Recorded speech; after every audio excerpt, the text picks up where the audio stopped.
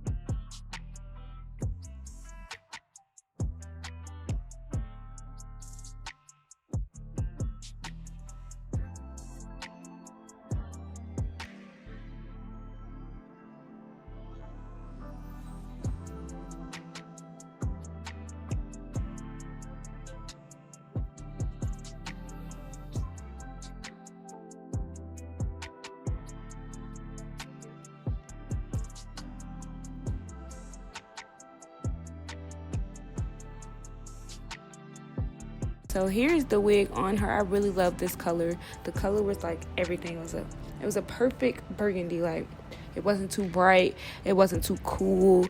If you sit in the light, it has like some warm reds in there. The color was executed very well. So I'm going to be taking the Prep Me spray again, and I'm going to spray this. I like to do like 2 to 3 layers depending on how many layers I use. With the adhesive, I kind of like spray the Prep Me as well that many times, so I ended up using 3 layers for her. So I sprayed the Prep Me spray 3 times. After that, I'm going to be taking my stick and slay adhesive. All of these products that I'm mentioning, you can DM me for purchase. They always are available. But yeah, I'm going to be using 3 layers, and like I said, in between those layers you can always go in with the adhesive. You don't have to wait for the first layer or the layer before to dry. It actually works better if you apply all of the layers back to back and then it dries as a whole.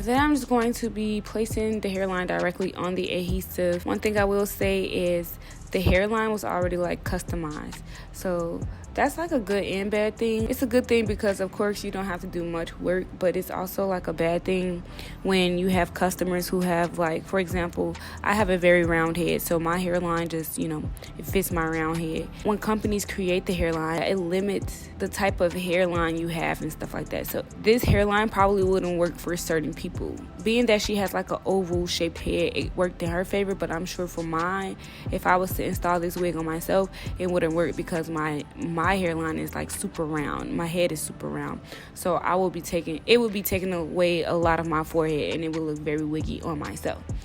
But it ended up working out. It just, when I was doing the baby hairs and stuff, it just looked a little weird at first, but I was able to fix it on and off camera. But yeah, that's just what I wanted to point out. I kind of like for the hairlines to be untouched because then I'm able to adjust the hairline according to the client that I'm working with. So we didn't really do anything as far as styling because the hair had already had waves to begin with, but I took my curling iron and I did put like a few loose curls to the front where we were like combing everything out. And this is the part where my camera was doing like crazy stuff, so some of the baby hair documentation was lost, but you guys will see me, doing some baby hairs for her. That shit took a long time because, like I said, the hairline was just shaped weird as hell. So yeah, but when you're doing your baby hairs, make sure you're curling them. That helps a lot with helping you lay them. And then after I do the baby hairs, this is pretty much the end of the video. If you guys like it, make sure you hit the thumbs up button. This was a very quick install. No work was needed at all.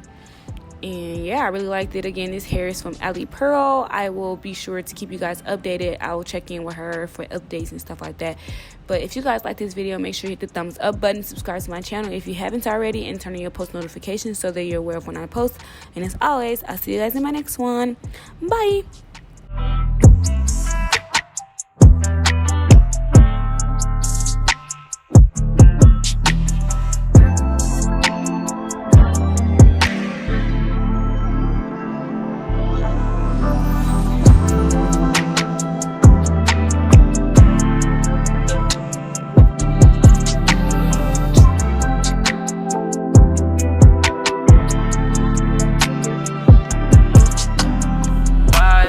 Vibez, vibez, vibez.